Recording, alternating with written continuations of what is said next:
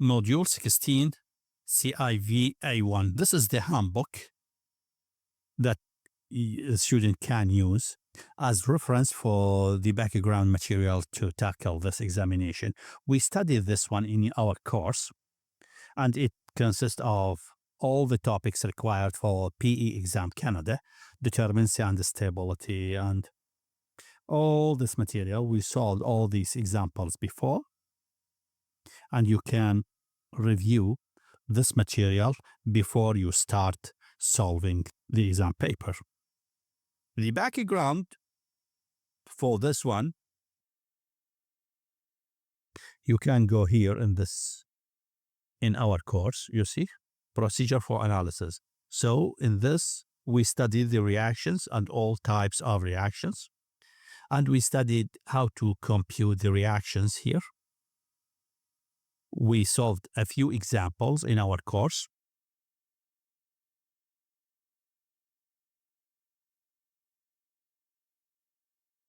This is how to analyze these structures.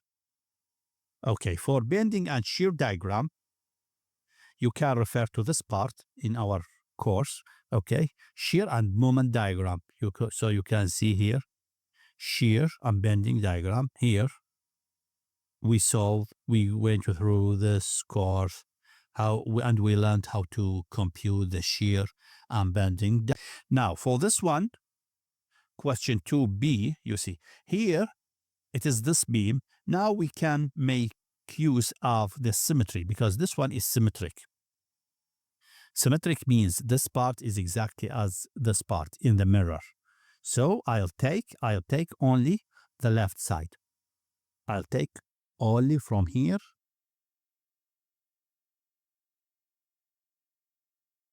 to here. So I'll take the left hand side, half.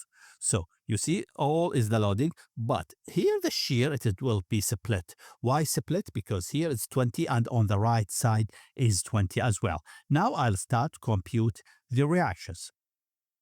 Okay, now here there is a joint, and in the joint, the moment is 0. So, okay, now if I take this one, taking the moment about point A, I have MD and R sub C. So everything is clockwise is positive.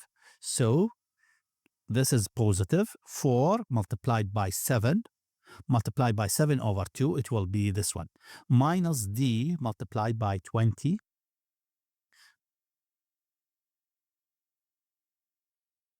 minus MD, this one. And this is 20 multiplied by 10. And this R sub C is multiplied by 7, this distance. So all the moments is to be taken about point A. Now I'll get this one as first equation number 1. Sigma M sub C, I'll take the moment about C. So R sub A multiplied by 7 minus 4 for this uniform distributed load. This is the moment. And 20 for this one. And then M sub D. And rearrange the equation, I'll get equation 2. So from equation 1 and 2, I can conclude this one. So RA plus RC, I can conclude equals 48. Okay, now I'll take the moment about joint B. So the moment, you see, here is 2 meters. I can arrange my terms like this, taking the moment about joint B. So this is the R sub C, which is 2 meters from the joint. 20, it is 5 meters from the joint, and M sub D. After solution, rearranging this one, I'll get M sub D plus 2 R sub C equals 1.108.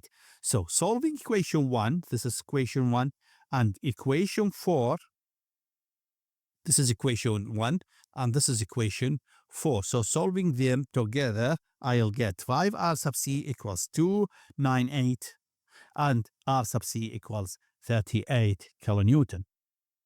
Now, substitute R sub C into 4. I can get m sub d immediately. It is 32.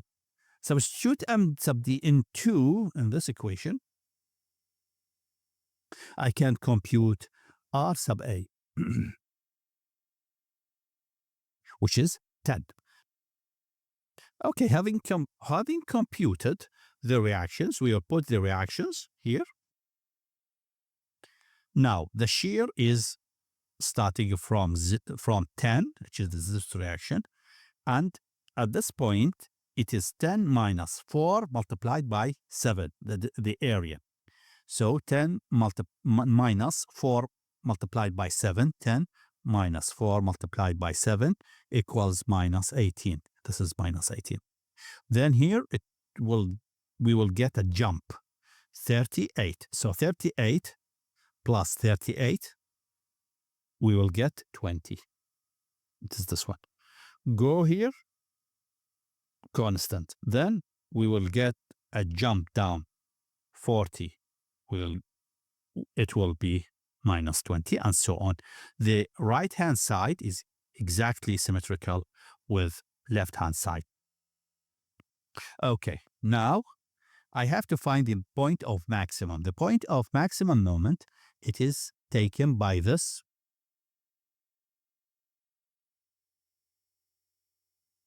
similarity of the triangle. So x over 10, here x over 10 is equal to 18 plus 10, so it is 28. 7 over 20. 7 over 28.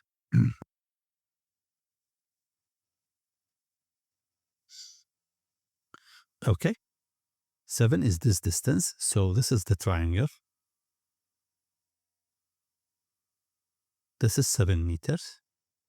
This is 10, and this is 18. Here is 10, so this distance is 28. 8 plus 10. So this is the similarity from which we can conclude that x equals 2.5. Now, here the moment is 0.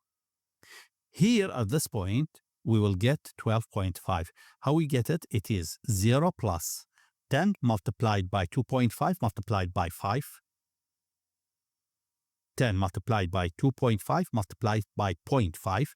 So it becomes 12.5. It is the area of this triangle. Now, here it becomes 12.5 minus the area of this triangle. 12.5 minus, from here to here, it is 4.5 multiplied by 18. We will get 28. Now, here I'll get 40 to 20 multiplied by 2. So 20 multiplied by 3 is 60. So it is 60 plus minus 28. It is 32. 32. The same thing for the right-hand side are the same. So we have two halves, the left and right halves. Both of them are symmetrical. So the remaining part we can conclude from the left-hand side. Okay.